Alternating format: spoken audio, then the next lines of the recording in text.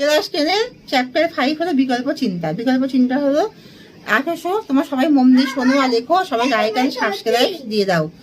তাহলে 1857 সালে যে 1857 সালে সবাই 1857 সালে সবাই এমন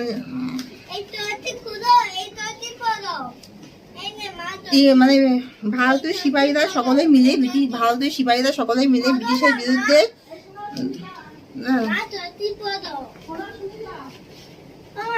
আমার বেবি 1857 সালে দাঁড়া বাবু দাঁড়া, আমি ভিডিও করছি, দাঁড়াও।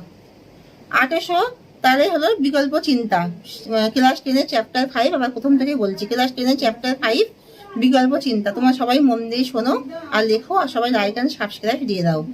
1857 সালে মানে সকল সিপাহীরা একত্রিতভাবে বিদ্রোহ করেছিল ব্রিটিশ শক্তির বিরুদ্ধে। অর্থাৎ সিপাহীরা যে রাইফেল ব্যবহার করতো তাতে গরু শুকরের চর্বি আছে বলে সেটা চারিদিকে ছড়িয়ে পড়ে, এবং সকল সিপাহীরা একত্রিতভাবে জাত ধর্ম বিনাশ হবে বলে সকলে মিলে বিদ্রোহ করে।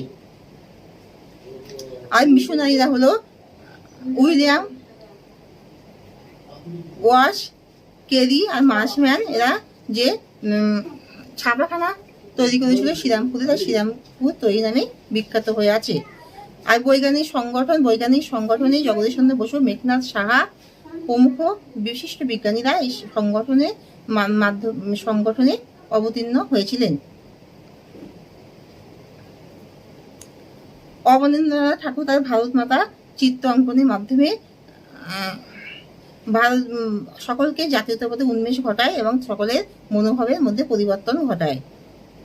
আর উপেন্দ্র কিশোর রায়চৌধুরী, তিনি আধুনিক মুদ্রণ যন্ত্রের আবিষ্কার করেন। এই আধুনিক মুদ্রণ যন্ত্রের মাধ্যমে তিনি বিভিন্ন বই ছাপান, সেখানে উন্নত ক্যামেরা, ফটোগ্রাফি ব্যবস্থা করে, স্ট্যান্ডের ব্যবস্থা করে, এবং তিনি সেখানে নিজস্ব গল্প লিখে সেগুলো ছাপায়। এইভাবে চারিদিকে ছাপাখানা এবং বিভিন্ন মানে উন্নত পরিমাণে যন্ত্রপাতি প্রভৃতির ব্যবহার হয়,